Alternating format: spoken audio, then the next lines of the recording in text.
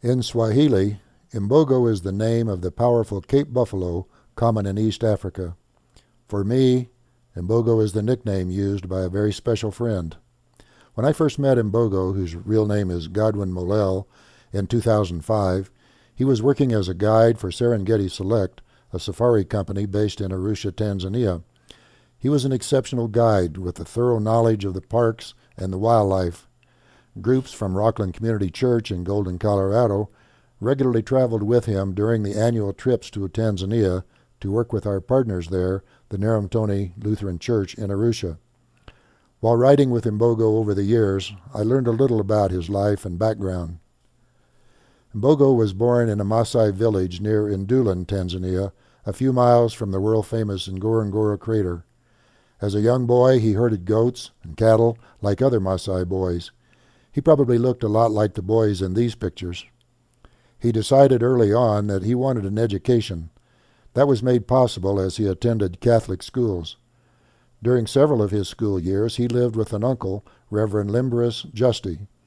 He told about living as a young man in a single, bare room and doing whatever work he could find. Driving a dala, one of the small local buses prevalent there, was one such job.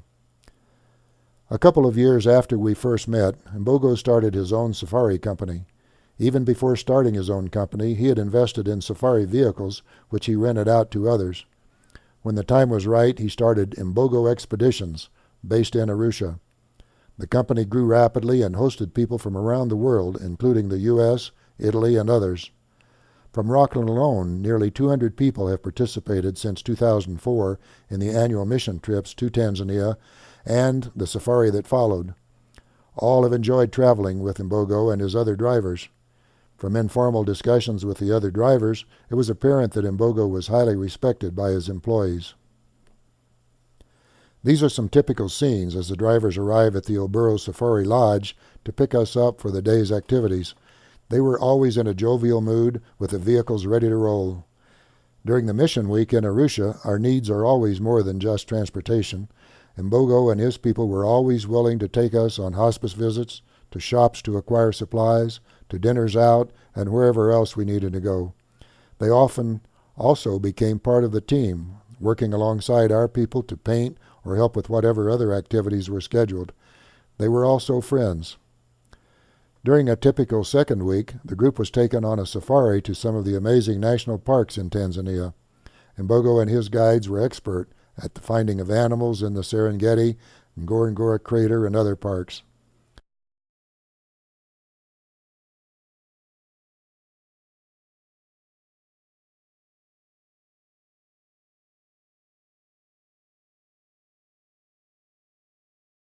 During the 2008 safari, Mbogo made arrangements for us to attend a Maasai wedding in a village near Ndulan. It was a great experience. This was part of his effort to raise awareness of the Maasai life and to help raise funds for the community. At one point, Mbogo's mother joined the festivities and was fascinated with pictures on a laptop. What were they looking at? Pictures from Mbogo's trip to Colorado a few months earlier, during which we took him to the Breckenridge ski area. It was his first exposure to skiing and snowmobiles.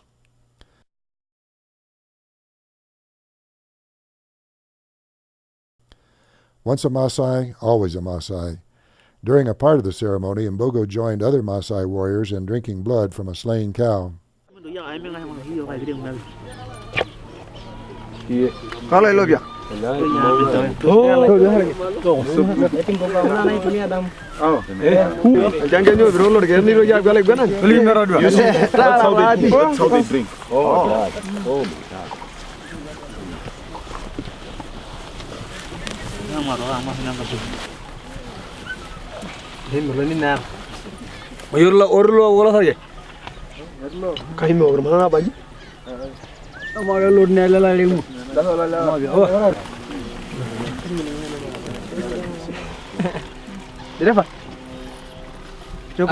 Kunya damu.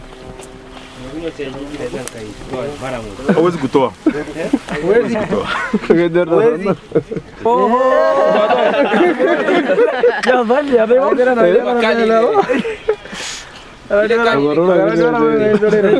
Iko.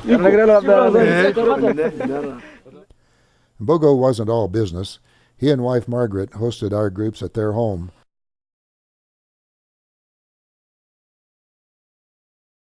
Daughter Marilyn and son Ebenezer were always popular with our groups. One year, Margaret prepared a birthday cake for one of our group. During the 2011 trip, we met their new son Ian, who was just 6 weeks old, for the first time. With ambitions beyond just the safari company, Mbogo began to expand his businesses.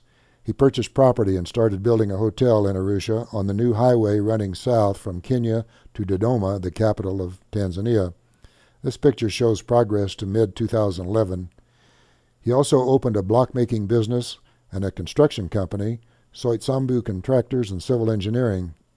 Soitsambu was selected as the contractor for construction of the new dormitory at the Olmontoni Girls' School, Rockland's 2011 construction project in partnership with the Naramtoni Lutheran Church in Arusha.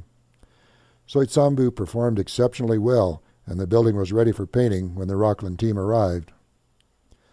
Mbogo was also a partner in the development of the new Farm of Dreams Lodge under construction in Karatu, Tanzania. This will be a very high-class hotel. Beyond all his official activities, Mbogo assisted many individuals from his family and from Rockland and elsewhere. For example, he acted as intermediary for a couple who wanted to sponsor a young Maasai for a college education. He was also an invaluable resource for Rockland and working with various people in Tanzania.